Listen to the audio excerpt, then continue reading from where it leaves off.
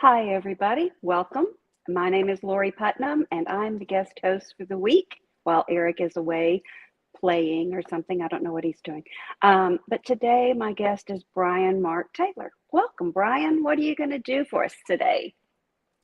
Well, I'm going to paint a piece of bread, and I know that's a very humble subject, but I think that there's so much that we can learn from something very simple, just because of the way it's lit. So that's what we're doing today. Awesome. I've always wanted to see you do one of those, so this is great. I'm excited. So let's get the show started. It's Art School Live with Eric Rhodes.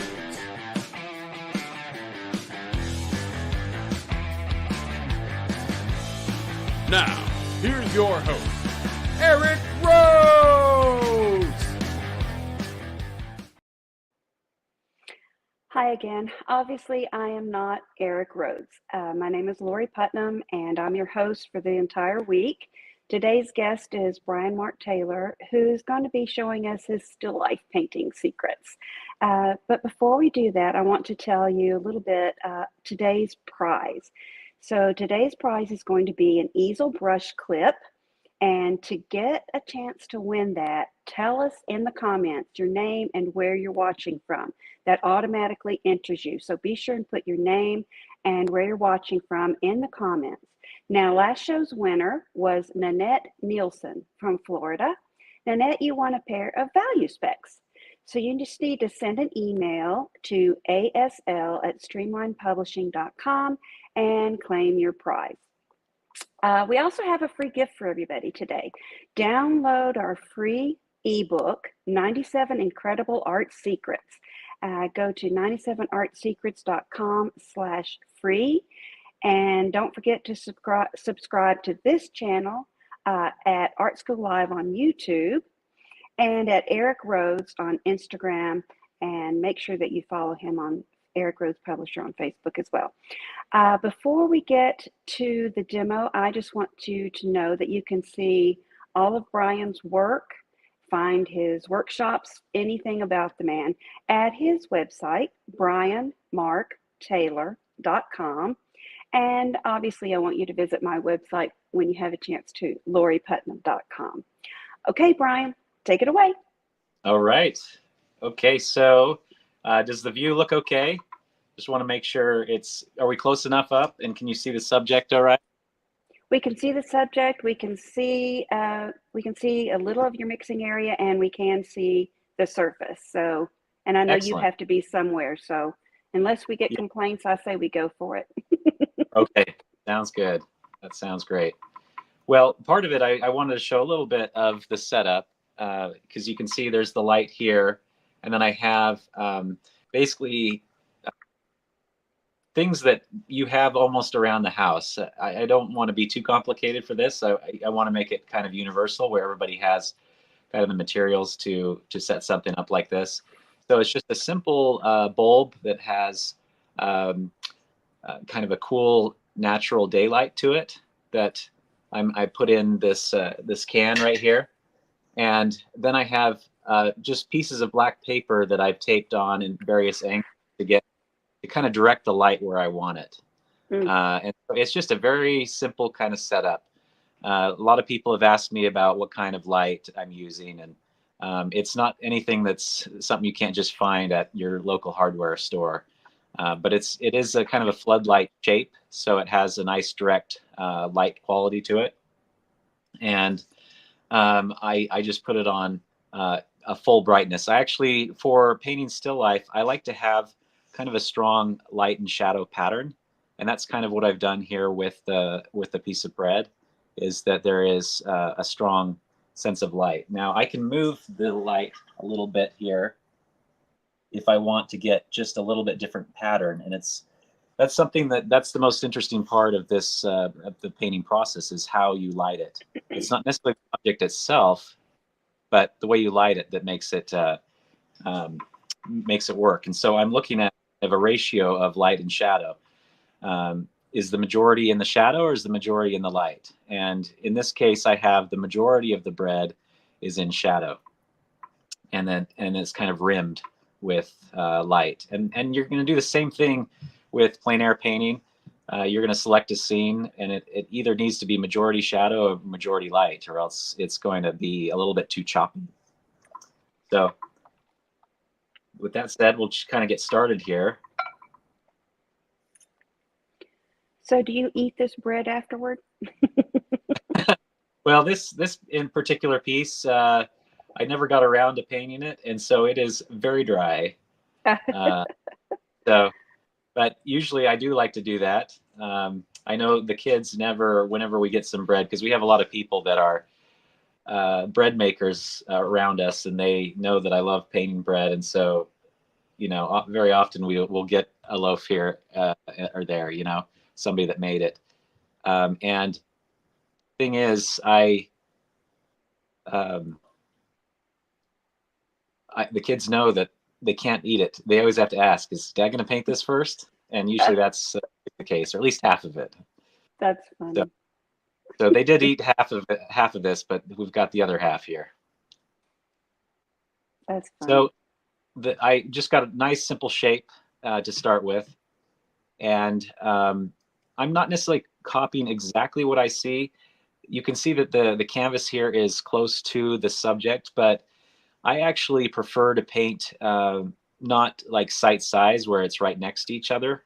I like to go a distance, even though I paint it almost life size. I prefer to have it a little a distance because I love to kind of have a little bit of an atmosphere to the work. You know, that's something that translates with landscape painting. And if I'm too literal with it, then I think it kind of loses a touch of the kind of the mood that it can have with the light. And so I don't like to have it right next door. And I know there's a lot of artists successfully, you know, do it in more of a sight size sort of way, but I prefer to kind of design the piece rather than just copy it straight up. So right now I'm just kind of getting, you know, that area where this is kind of the shadow shape there. Yeah. And it's, again, this is a simple subject in a lot of ways, but it's also very complex. You know, a lot of people, when I've taught a workshop, painted it and thought, oh man, I thought that would be a lot easier to do. But Well, you know, there and is, you know, the fact that you're doing that where you've got the light and shadow already very evident. I mean, I can see how that translates into plein air painting for sure because the light's always moving. I mean, you're in a situation, it's going to stay there, but in plein air, you want to get that pattern down just as quickly as you can. Absolutely, because this will change over time, right? And the thing I found, you know, painting this subject is great because one, it doesn't move, right? But it can help us understand how rocks are painted in plein air, right? So you have all the little planes and angles that are going on in the bread. So it can help you understand like how clouds are done. It's a light object, and so there's a lot of reflected light, and there's you know, coolness from above, warmth from below that happens. So the world is all right in here in terms of what we need to do as plein air painters. If, you know, painting trees or whatever, if we want to have that quality of light and that kind of solid shape.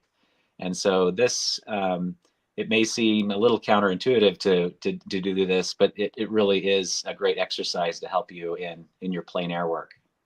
That's fabulous. Just such a fabulous thing to do in a controlled setting and get you ready for all of that chaos that goes on when you're out there. Yeah. And all this, right? All of this is very, you know, chaotic, and you have to kind of design it. And that's the same thing with, you know, what's really hard about painting foliage, for instance, is you have to find a method to kind of tackle its complexity without painting every little leaf. And, you know, same here, without painting every single little fold exactly as I'm seeing it here. How do I suggest it in a way that's interesting and beautiful? So that's kind of what I'm going to be doing here. So I've just drawn that first, then we'll grab a little bit bigger brush. All these brushes they're golden Taklon hair brushes. And at some point, people want to know a little bit about your color palette. I know we can't see all of that all at once, and you actually stand somewhere, but at least if you could talk about it at some point, that'd be great. Okay. I can Awesome. put it.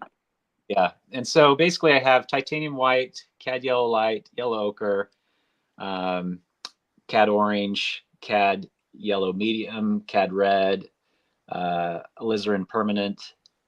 This is a little bit of, this is randomly from I'm probably going to dip into this though. This is raw umber. Then we have burnt sienna, ultramarine blue, cobalt blue, and a little bit of a phthalo green. I may or may not use some of this. We'll see. I might throw a little bit in. And basically what that phthalo green will do is it will balance out all of these reds because it's going to be more warm, creamy, buttery, heavy. And then having a little bit of that could help just balance that off a little bit. So my palette Buttery changes to red. yeah, exactly. My palette changes depending on what I do, what I'm painting. But this is fairly typical of kind of the basic colors that I usually have on a palette. Okay. And I see you're using one of your Strata easels, of course. Yes, yeah, of course, of course. This is one of our royal red easels, and we used it. It was like a 10th anniversary edition, so it was just kind of a limited edition. We did. It was kind of fun. Just do a That's different neat. color. Okay, Everybody so loves your Strata challenge so much at the beginning of the year. I just it's fabulous that you do that every year. well, that's kind of how this whole bread thing kind of evolved from that. We were doing the challenge through COVID, and everybody was learning how to make bread, and so I thought, hey, I was doing the same thing, and I thought, well, let's try and paint one of these, and that's kind of how that whole thing started. I've painted quite a few over the years now. Okay, I'm looking for kind of a little neutral here, a neutral shadow. It's the value level is somewhere kind of mid-tone, number 5. I don't want to go, obviously I don't want to go dark with this. I want to have a lot of luminosity in here, and so I think the temptation is to go fairly dark with it because you see this really high contrast in your subject. Hmm. But I think one thing to get a greater luminosity in your work is in these shadow areas. And this is something, Lori, you do really well, is you keep things higher key, and just that higher key. It's interesting that less contrast between values between light and shadow will actually give better sense of light than if you have a higher contrast. It's a little counterintuitive, but it is the case. And I think if you paint in plein air a lot, you're true to the study of it, it's rare that those shadows are very dark out there. So this is Right. great that I mean, I'm imagining this as a rock. I'm so glad you pointed that out. Yeah. Well, and you're gonna, yeah, this is the rock on the shadow side. Especially if you're painting something like granite. Granite is a fairly light rock, and it's gonna Hmm. be much lighter. But even if you're painting, like you're in Hawaii and you're painting lava rock, I would still be careful not going, even though that rock is very dark, at a distance with the atmosphere between you and the subject, you're going to actually, it's going to lighten that value. So it's not going to be black, even though you might have that initial tendency Yeah. to paint it. And so sometimes I'll get, something like even this brush, right? This is dark, and I'll hold that up Mm. and compare the value of that of the shadow to it, and it's always it's always lighter, obviously. So I'm just mixing, not the same tone everywhere. I'm doing slight variations with it as I'm moving along. I am throwing a little bit of that green, like I mentioned, and I know that could make uh, the if you go too bright with it, it can make the bread look moldy. So you got to be careful with that. But Yeah, that's not good.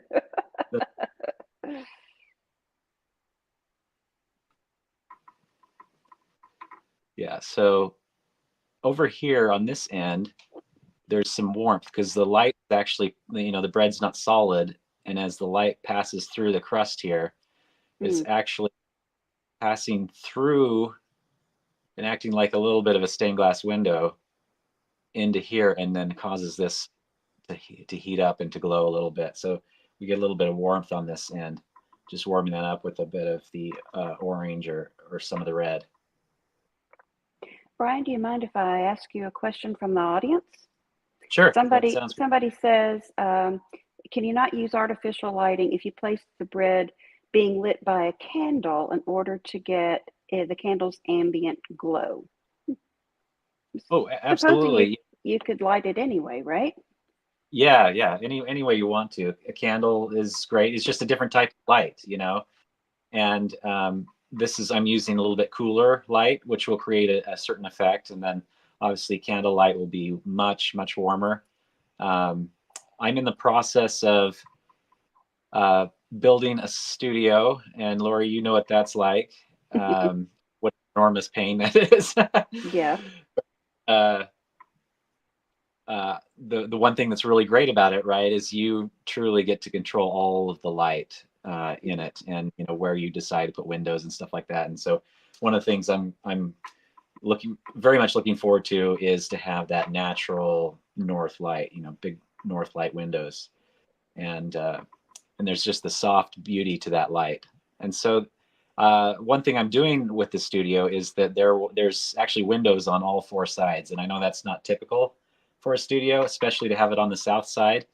Mm-hmm. But I'm going to use that as well because it's a certain type of light, a very strong beam of light that I can have for certain still life subjects, and so I want to have that as an option. You know, we have that here as well, and I just have, they're very far up, you know, they're high, and I just Uh-huh. have, they're on remote control blind, so I can adjust them. And you're right, it's a totally different kind of light that's great for when you're working from life like that. Absolutely, yeah, and it you know each type of light, just like you know as plein air painters, we don't necessarily paint only in one type of light. We kind of like a variety. Um, I know I have my preference. I actually prefer to. I love overcast light because it's more even and it's more like a still life thing and it's just Hmm. you know good for a longer amount of time. I think it's easier to paint in that type of light. But you know, we also love painting in sunset and sunrise and everything in between. You and I have painted a quick draw in the rain at Plein Air Easton Oh, that's together right. Oh long yeah. time ago. How long has that been? Has it been Oh, 10 years? forever. Yeah, a long time ago. Oh my goodness, yeah. Yeah, I haven't done a lot of plein air events. Uh, I think that was one of my, because I remember doing like four in a row, and that was like number four, Yeah, and got a little burnt out. yeah. I do enjoy it though, and I do miss like all the artists that you know you get to know over the years, because you know you would see you know certain people over time, and I miss that a lot. Okay, I have another question if you don't mind. Okay. What color family is the shadow section you just did? I'm amazed at how you can discern subtle and muted color. Okay, yeah. So it is a little bit tricky, right? But the family is kind of, I would say, ochre, kind of a yellow ochre family. But then it's muted with some umbers and some blues to kind of cool it down, but not too cool. So it is. This Yeah, is a very color to capture, and I know this is the trickiest one. Like this light is fairly easy to figure out, but this is really tough, and um, that's what gets a lot of people. So basically, what I did is I mixed. Can you see this? Can you see my palette? Okay. you can see about half of your palette. I can see where you're So- painting right now, where you're Okay, mixing perfect. right now. Yeah, so I'll mix up here more so that everybody can see that better. I just didn't want to be too far away that you can't see the canvas. So Yeah, what I did is I took yellow ochre and then I added just add a little bit of ultramarine blue to it, and then some of the burnt sienna, and so I get a little bit of a kind of a brownish gray, and so yeah. that's kind of where I'm starting. The blue kind of neutralizes and keeps it from becoming too warm, And so I'm modifying it slightly, like I said, with a little bit of the green, with a little bit of the violet and red, because a lot of these little colors in that bounce light, that's what's going to create. That's the kind of the beauty of the painting, is when you look into the bread and see all these subtle colors. Hmm. It's interesting too because I'm seeing all those subtle colors, but you're not in there painting every little fleck of bread. You know, No, it's right. beautiful. Yeah, just it's all about that suggestion, and again, I go back to the idea that I prefer to have um, to be a little more distant from my subject, so that it's softer. It's almost like my eyes blur it just a little bit, as I'm squinting down. Mm. So that's a thing. I mean, I know we talk about that a lot, right? Is the importance of squinting and just seeing the kind of the big shapes, and that's what I'm doing here as well. Just kind of squinting a little bit, seeing it in a softer way. So I'm going to come here and throw in a little bit more of a dark, and so that dark will actually make this feel much lighter. I know, and I typically paint out having any sort of toned canvas. It just gives it a little bit more of a cleaner feel when it's not toned, where everything is kind of directly placed on. That's just a personal preference for this type of subject. There are times when I do put a wash across it, but that's more rare. When I do Hmm. something like that, I kind of prefer to, if I have to tone an area, I kind of tone it at that spot, and in very specific ways. I just typically don't do like a whole wash across the whole thing. That's not something I used to do that, yeah, when I was younger, but I'm just more specific and maybe more deliberate about what I want right from the get go, and and so I just kind of go in that direction. Yeah. Do you, I mean, other than those rare occasions where you might decide to wash part of it with something for whatever reason, do you generally paint the same process for every painting, or do you have different ways of painting different subjects? Yeah, I do. I mean, this is more maybe more of an approach to still life. There is a bit more of because the design and the composition is relatively simple. I don't have to kind of do some guesswork. But if like Yeah. it's a plein air painting and I'm not quite sure the shape or the size of this rock, then I need to have some more looser strokes to kind of build in the composition and kind of feel my way through it. So it is a little bit different process. Especially with a cityscape, I do a lot of moving things around. None of the buildings are going to be exactly as I see them, or cars, or any of that stuff. Everything gets moved around, and so I'm kind of looser at the beginning to kind of shove the shapes around until I kind of get the feel that I want. I love your cityscapes. They're so amazing.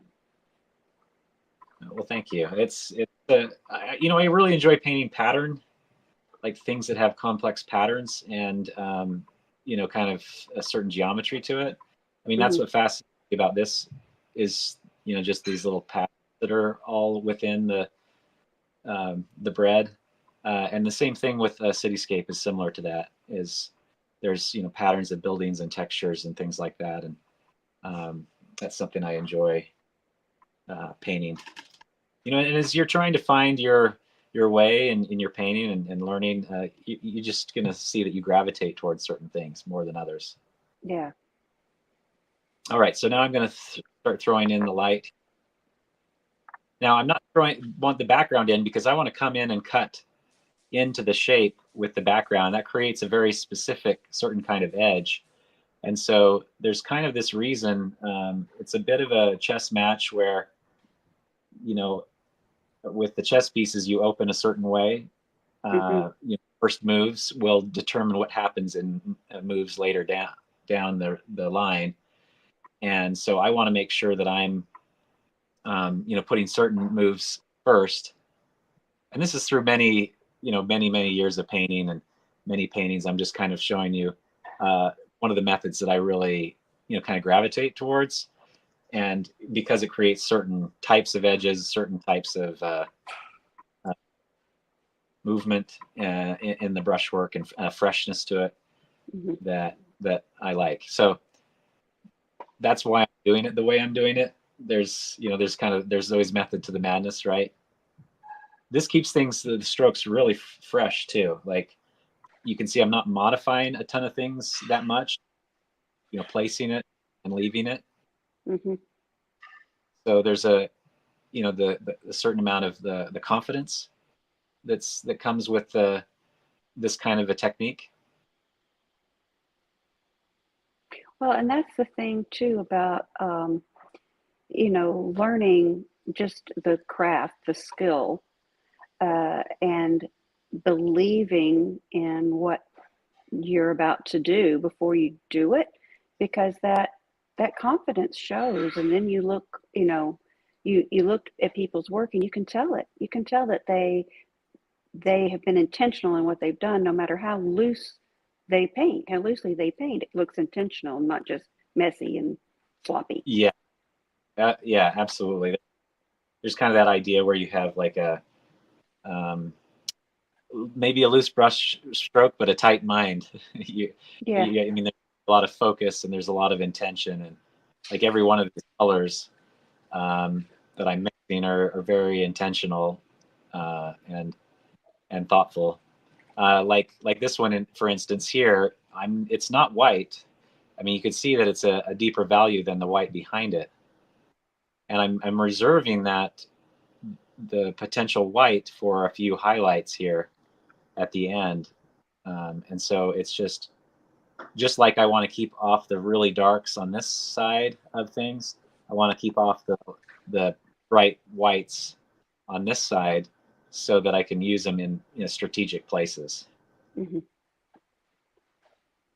Yeah, I've heard people talk about that reserve before, and I'm glad that you bring it up because a lot of times, um, I see painters who working in plein air let's say, well, go ahead and you were talking about luminosity versus a lot of contrast. So go ahead and put in something really, really dark for the shadow, and then everything they paint, they're judging it off of that really dark, dark shadow, and it's Yeah, not really all that dark. And so they come in and their paintings are super, super dark, yeah, even the lights. yeah. You bring it in, and it's just so dark that it's not working. Yeah.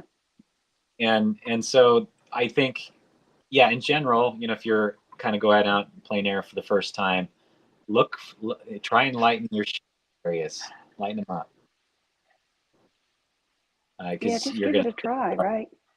yeah. And then ironically though, if it's a white object, a white house, it's interesting how when you're just beginning, a lot of times you're going to paint that too light, that Right, shadow part too, because you're going to see white and you're going to say that's white, even though it's a shadow.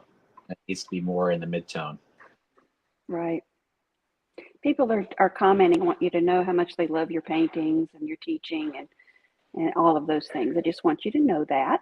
Oh, Somebody wants to know, to keep the bread in the center from looking hollowed out like a bread bowl, yeah. do you ever capture the dough more filled in? Yes, I do. So here, there's going to be a couple of, like, I start with that midtone, then I'm going to push it out a little bit, and there's going to be, we even have a fleck or two of the light that's going to kind of come in. Yeah, But I do like, I mean, there is a design element to it. I don't want this to get too busy here, right? So there's just kind of a balance to, I'll kind of react to it and just relate to it and see, is this going to have, how much detail can it hold without becoming too busy?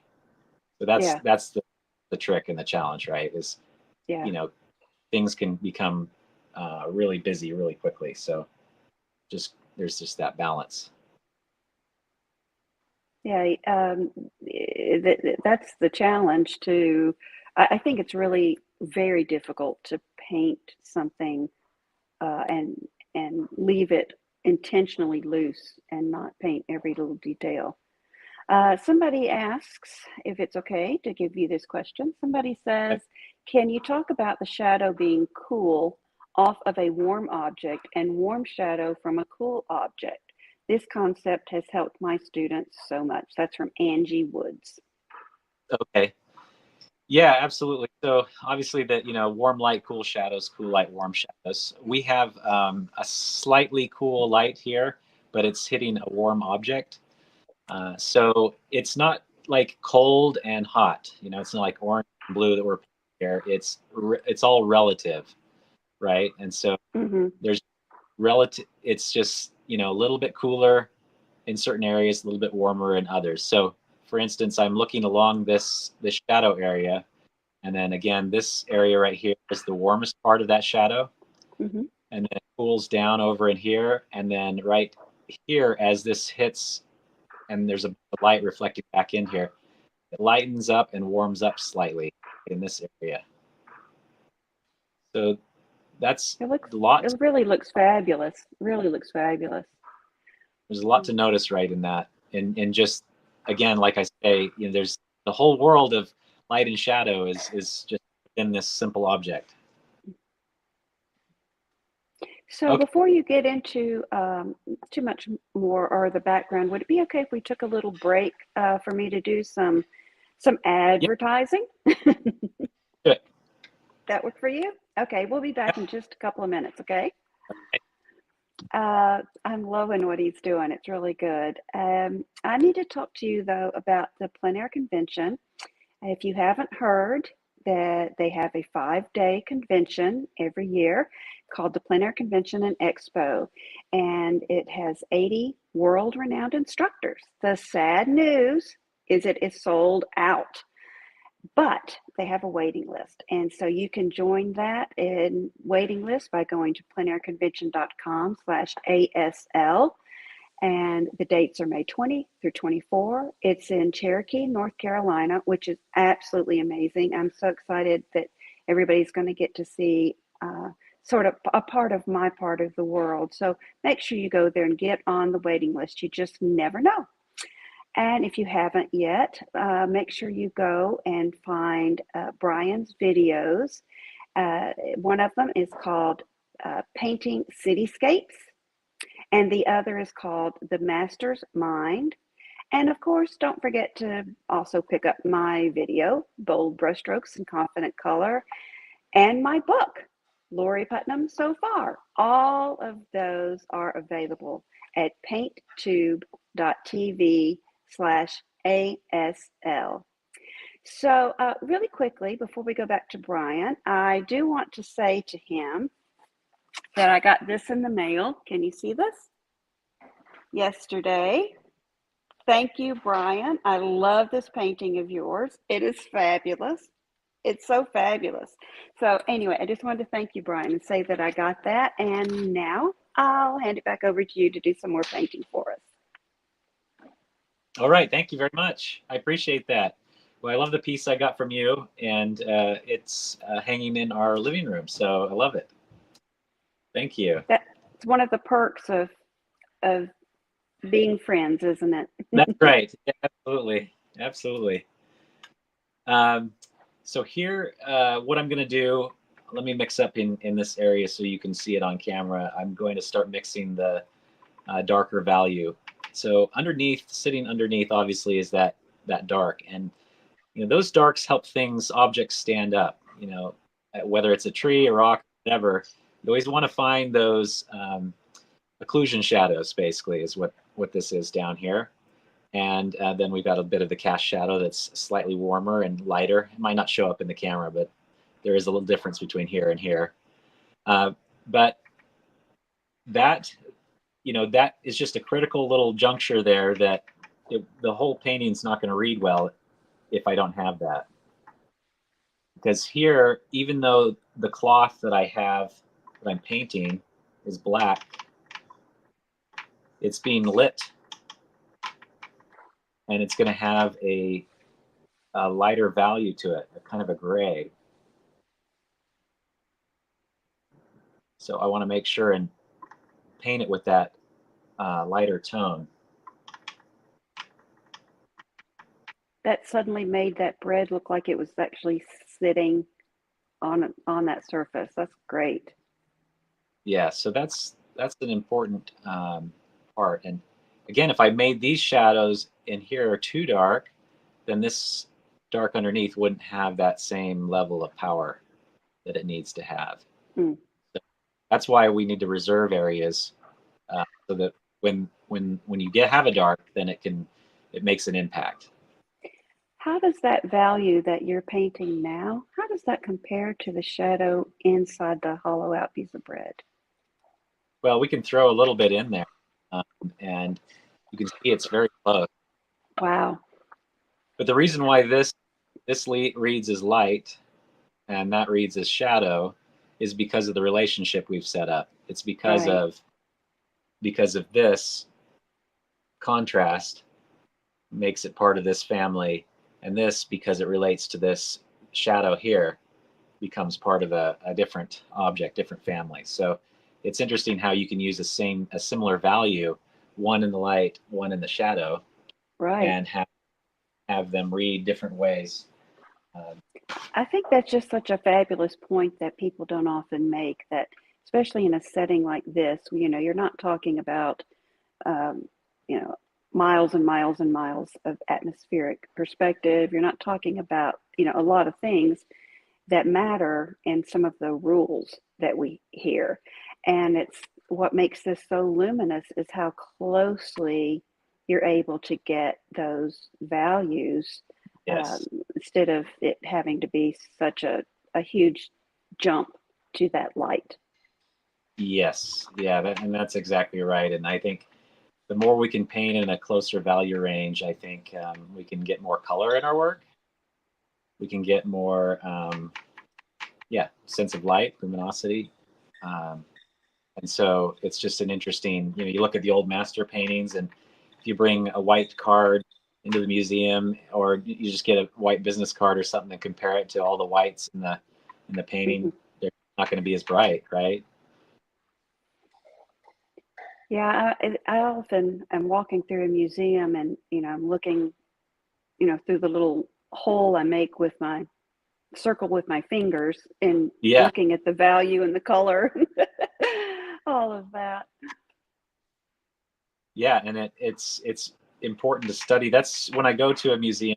It's really I look at the one of the things I look at most, in a painting that I admire or whatever is just looking at the values, because a lot of times just the print will never replicate what you're truly seeing in the painting, in person, and and that's something that if you're going to go see an original work, just really study what are those exact values, and if you can actually do some study at the museum, even better, because then you Hmm. can kind of copy the values of what the master did with his or her uh, piece. Okay, so now I'm throwing in the background. You can just see how that background helps this whole thing to pop out, right? Uh, and it's in some ways it's kind of a two value painting. And if I can get away with a generally speaking two value painting, it's going to just read stronger. Hmm. Um, Basically, in a general light and a general shadow. Uh, and I know I'm oversimplifying here, but a lot of times if I can kind of keep it into two large families, I feel that it'll be stronger. It'll read in a stronger way. So Yeah. that's my goal here. Now I'm making a little bit of a transition from this lighter to a bit of a darker tone on this edge, and part of that I'm observing that to some degree, but I'm also seeing that this area is closest to the light source and getting hit by the light, and so by going a little bit darker back here, I can Hmm. emphasize and make this even feel lighter. So it's approaching the value of the shadow here. So you can see it's very similar. Mm. Wow. It's amazing.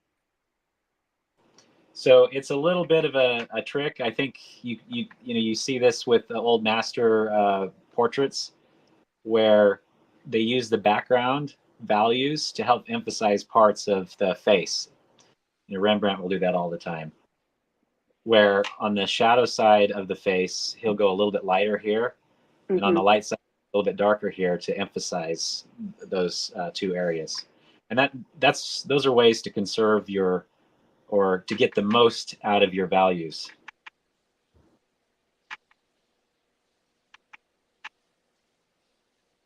So somebody's just asking a technical question. Are you mixing anything in your paint? Are you painting straight out of the tube? A little bit about your supplies there. Yeah. Okay, so yeah, just straight out of the tube. So it's basically what I'm touching the Gamsol a little bit, and that's about it. So it's fairly, I mean, it's more about just observation and putting a stroke and leaving it rather than any sort of fancy, hymns or any of that stuff. As a young art student, I was always trying to think that, there's some fancy medium that's going to make my painting so much better. And I'm still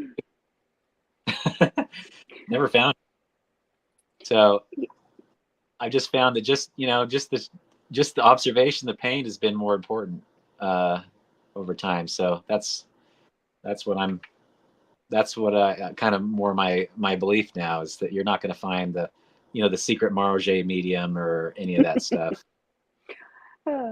So somebody is they're talking about how great this is, how great your teaching is. Do you still teach workshops?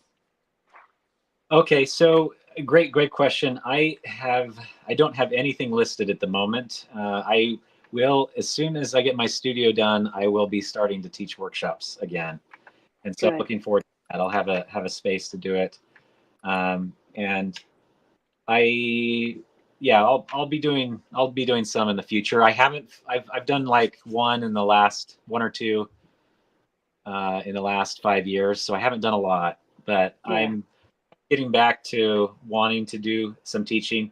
I just had to, you kind of have to step back every once in a while. I think we talked about this, where sometimes you just need to focus on your work and you just kind of need to catch your breath a little bit. Yeah. But then you start getting lonely in your studio and you're like, I need to talk to someone. That's right. I'm supposed to let you know that we're about 7 minutes. Okay. Well, I will at least get this covered, if not anything else.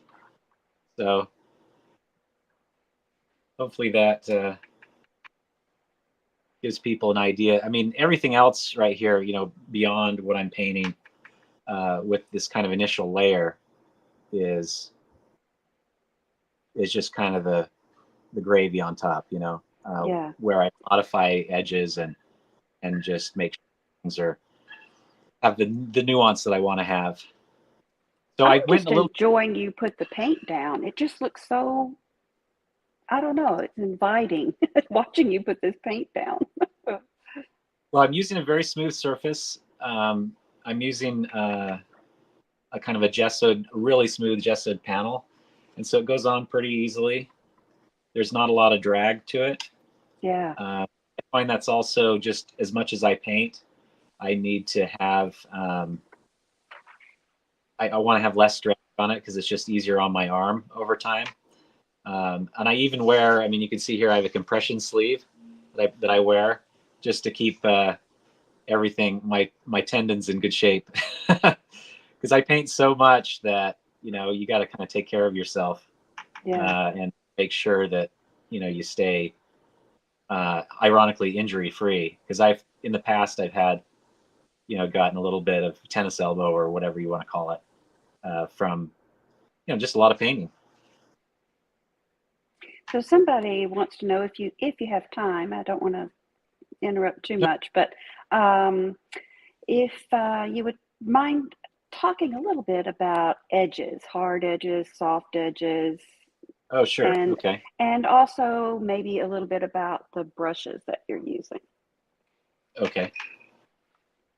All right. So as far as the brushes I'm using, these are actually Strata makes these brushes. They are a golden Taklon brush. and I really like the kind of softness to them. They have kind of like a red sable feel to it, which gives a wide range of kind of expression. And as far as the edges go, I will go along here and maybe let me just throw the rest of this color on here so it doesn't bug me, and then I can start working on a little here. Yeah, we'd rather watch you paint than. Okay, can... a lot of times I use my finger to soften edges and things like that. You can see here I've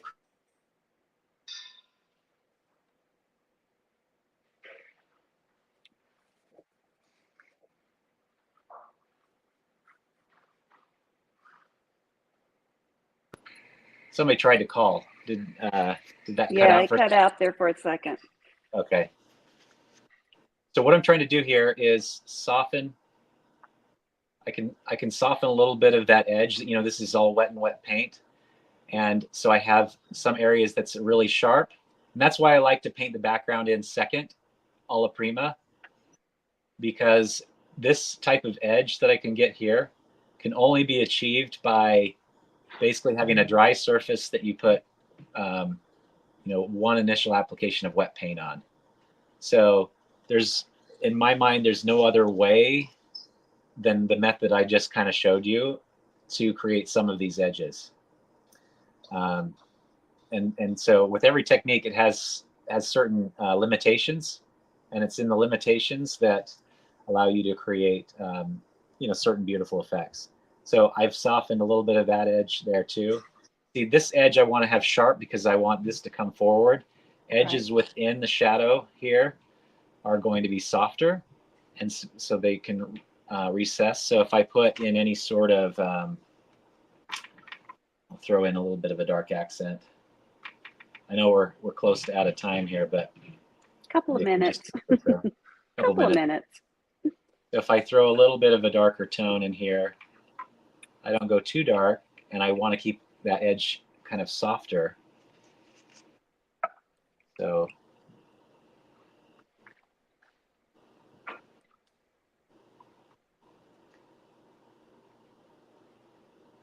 it's kind of the way I'm stroking it too, is I'm putting pressure and lifting up.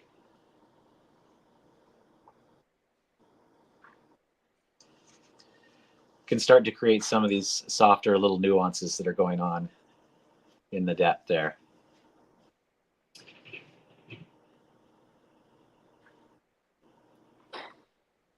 So here, there's a couple of areas that are going to catch the light. Again, I don't want it too busy, too many of them.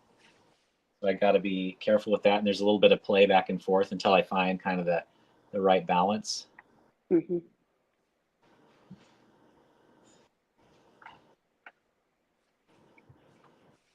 It looks fabulous. Oh, I'm glad it's coming out okay. All right, so here on this side, we've got a little bit more of that shadow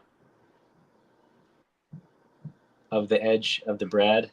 And so that's going to melt somewhat into the background. And the way I'm going to distinguish between one side or the bread and the background is that the bread will be just a little bit warmer color temperature. And so I'm just using the color temperature rather than value to make that little separation. So we've got about 3 minutes, Bryan. I'm sorry. All right. No, that's all right. One final question? Well, everybody's saying they're hungry now from watching you paint this. Somebody's wondering about how any of this would translate into gouache. And, it's just shapes, right? Yeah, shapes and values, right, and observations. But this, yeah, absolutely with gouache, it translates really well. Do you ever use gouache?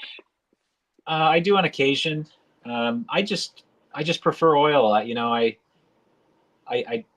part of it is there's certain type of edges and things that I can get with oil that I can't get with any other medium. But I mean, obviously gouache has a beautiful just quality to it. And I do it on occasion, but it's more just for fun. It's a great kit to take plein air because it's a little bit less equipment heavy, and you can have a little kind of tiny setup for gouache. And so if I'm traveling into some, developing world countries, I'll bring a little gouache kit just in case I'm out in the jungle somewhere and need to have a lighter setup. But more often than not, I'll bring all my oils. Did you paint any while we were, Brian and I were both in Spain in August. Did you get to paint any while you were there? I did, yeah. And I'm working on a large commission of a piece in kind of northern Spain. Oh, And so that's fabulous. that's what I'm working on right now, and kind of behind the scenes. All right. Well, I think we're probably about at the end here, huh? I love how you've just left everything so simple and the cloth itself, you're not trying to get all the little folds in the cloth. It's not about that. It's about the bread. That's Yes. so wonderful. Yeah. Reduce that, just make it more atmospheric again, and then just go into the textures there. So Wonderful. I've thrown a little bit of white, just a couple highlight, and it's going to be kind of residing here like I talked about, and then I will do a few little touches here and there. But hopefully that gives you an idea of how this thing comes together. That's wonderful. Okay, so I tell you what we're going to do. We do have one little clip that we need to run in for just a few seconds, and it's because we want to know, where Eric is and what he's up to, and then we'll come back to you just to say goodbye. Okay. Sounds good. So where on earth is Eric Rhodes? I wonder. So let's find out.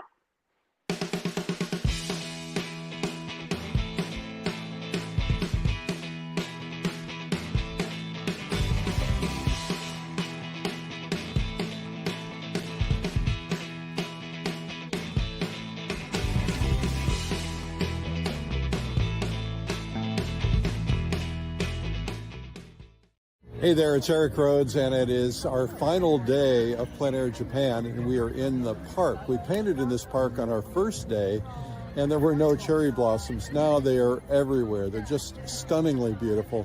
It's not a bright and sunny day, so they're not as colorful as they would be, but they're thick, and they're everywhere. And so we're just enjoying it, getting some photographs for some future paintings and so on. We've had a terrific time at Plein Air Japan. This morning we did calligraphy lessons and bonsai, understanding about how to create bonsai trees. It was fabulous. We all learned to do our name in calligraphy, and we all painted a piece in calligraphy, so that was pretty cool. And so it all comes to an end, and we head for the airport tomorrow, and we're going to say sayonara to Japan as we bow. But thank you guys. Thanks to all of my co-hosts and everyone who's been popping in. I know there's going to be a little bit more time before I get back and get settled, but it's been really a terrific trip. And thanks to all the people that came on Plein Air Japan. Bye-bye. Okay, so now we know. Thank you so much again, Brian. That was a fabulous, fabulous demo. People, don't forget to go to his website at bryanmarktaylor.com and look at the rest of his fabulous work there. Thank you for joining today. I just want to thank you personally, Brian. It was lovely to have you here. Yeah, I appreciate you having me on. It's been fun to connect, and I need to get out more and see more of the people that I love and care about. So thank you so much, Lori. Yeah, it's difficult to have to go to Spain to see each other, isn't it? Okay, so I want everybody to tune in tomorrow. My guest is going to be Haiti Jo Summers, and if you're not familiar with her, you're just going to love it. So grab a cup of tea and join us tomorrow. Thanks so much, everybody. Have a fabulous day.